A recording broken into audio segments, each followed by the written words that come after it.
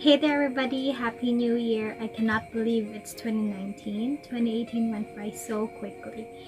And today I just want to take this time to reflect on a few things and look back on a few things that happened in 2018.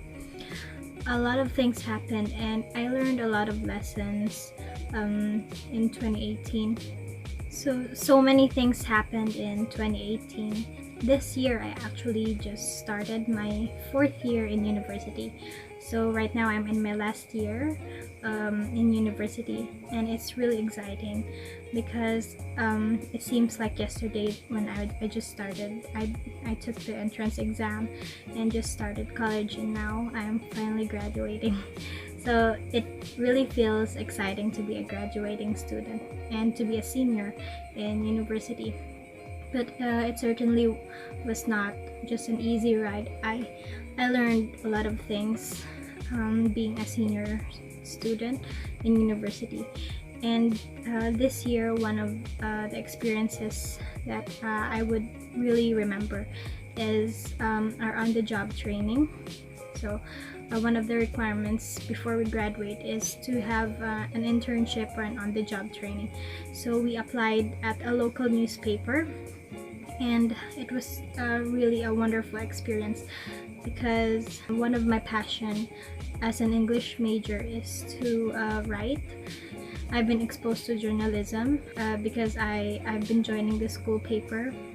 That's why I chose to apply for an internship at a local newspaper. But I would say that this experience has taught me so many things, enhanced my skill in writing, and it taught me not to procrastinate, of course, because being in a local newspaper, we published newspapers weekly. So we were sent to many places and we had to cover events and then write news stories about it, and then we had to immediately write those stories and make them into news stories, and then we had to send them to the editor because it still needs to be edited. So I really learned not to procrastinate.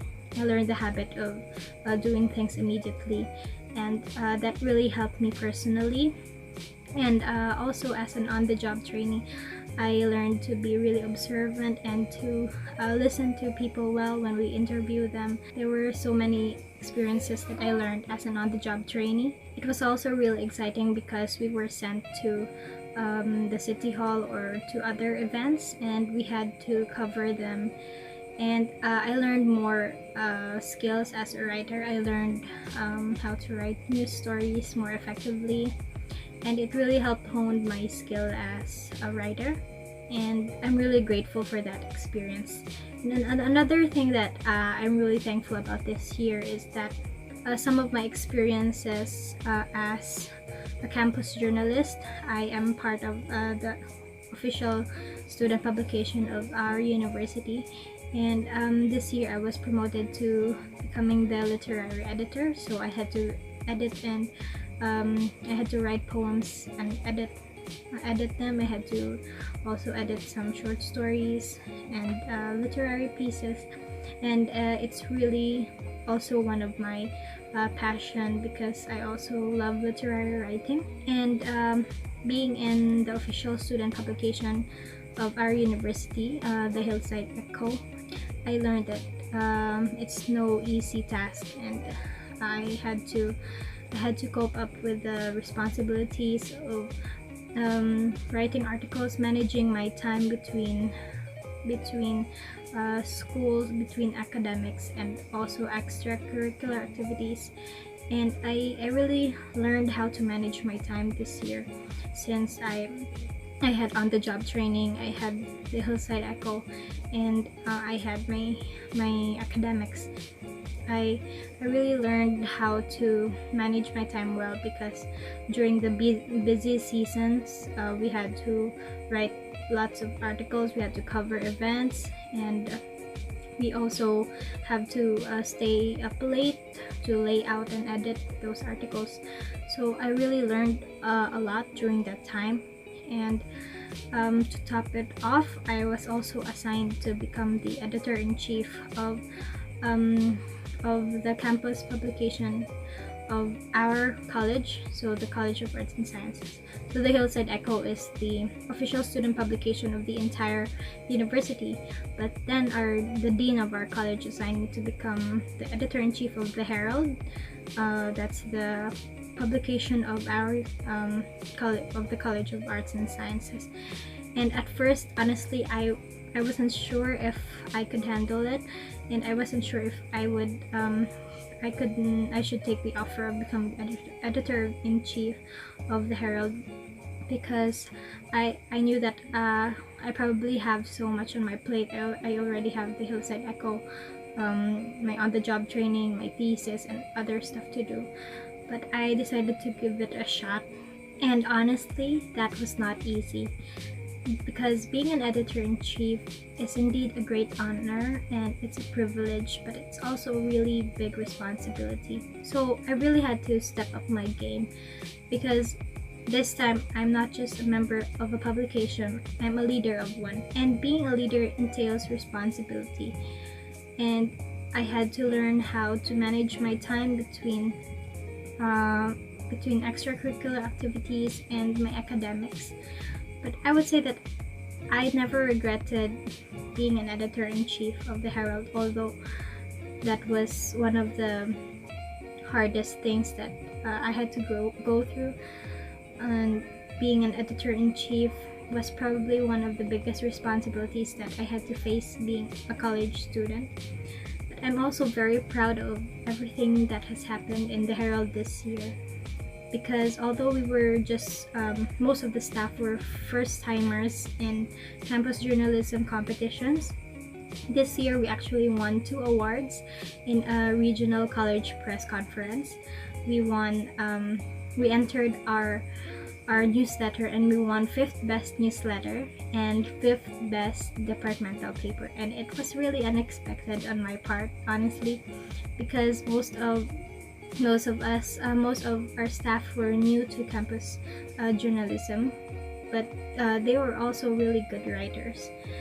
And I'm really thankful, and I'm really grateful, because the Herald was revived after being stagnant and not active for so many years. This time, the Herald actually had a chance to shine and become an official campus publication of the College of Arts and Sciences. The Hillside Echo also won 3 awards during the college press conference, and it's also a really big deal for all of us, because we worked so hard, and that was like the culmination of all our hard work and all those late night edits and layouting.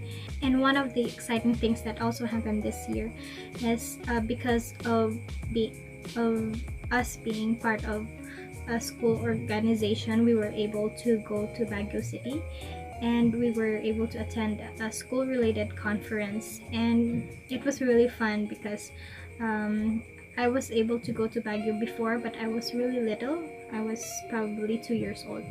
So being back in Baguio was such a fun experience, and we were able to roam around the city and see the beautiful tourist spots. And another memorable thing that happened this year was that I was able to attend prom for the first time. So most of my years I was homeschooled before I started college, so being able to attend prom in college for the first time was such an amazing experience. And it was also really funny, because that was my first time being able to attend prom, but then they also assigned me and another classmate to host and to become the MC of that prom, and it was such a hilarious experience. But I'm really thankful that I was able to experience that this year. And this Christmas and New Year, we baked so many cakes, probably the most cakes I've baked in my entire life, because there were orders. My aunt receives orders for the cakes, so we helped her bake the cakes. So during Christmas, we probably received 11 orders for the cakes, and in New Year's Eve we received 15 orders. It was probably one of the most busiest times this year. but it was also a really fun bonding moment for us in the family. And although I was not able to go back to Cambodia for the holidays this year, I'm still grateful because hopefully next year I will be able to graduate and I will be back with my family again. So those were just a few highlights of my 2018, and there's so much more that I'm grateful for, and I'm really looking forward to a wonderful and awesome 2019. But there are just a few things that I learned in 2018. I learned 3 P's. I learned patience, I learned perseverance, and persistence. Patience, no matter how hard the situation is, you just have to learn to stick with it. And perseverance, because when things get tough, it's easy to just quit and give up. But you have to believe in yourself and you have to push yourself, because when you know that you can do better, you have to really try and do your best to meet the goals that you set for yourself. And persistence, because you have to keep pushing even though it's difficult, and just keep moving forward. And I really wish you all the best for 2019, and I really look forward for a fruitful and productive year. So once again, Happy New Year everybody. I hope you had a wonderful 2018, and I hope you're gonna have an even awesome 2019. See you soon. Bye.